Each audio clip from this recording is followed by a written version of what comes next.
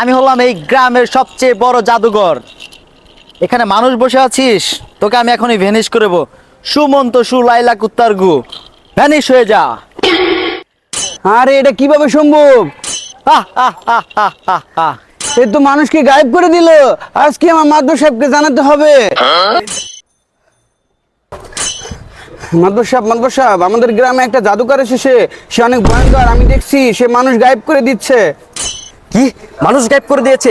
তুই এক্ষুনি যা, সে জাদুকরকে ধরে নিয়ে আস। আমি সে জাদুকরকে পুরস্কৃত করতে চাই।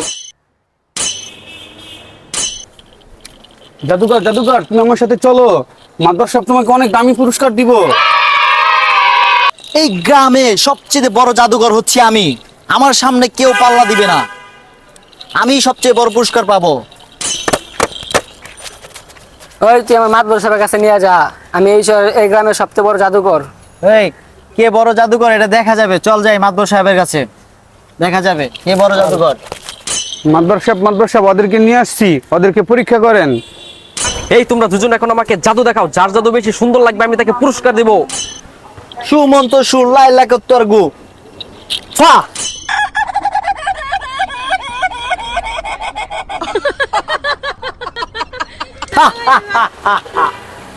তোর জাদু দেখা এখন।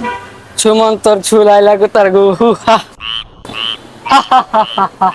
আরে এটা আমি কি বিপদে পড়লাম? এরা দুইজনে তো অনেক ভয়ঙ্কর জাদুকর। এখন আমি কিভাবে বুঝবো যে কে বেশি শক্তিশালী ভয়ঙ্কর জাদুকর?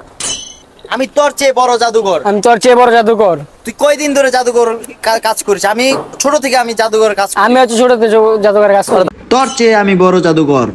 সুমন্ত সু লাইলা কুত্তার গু, হু হা।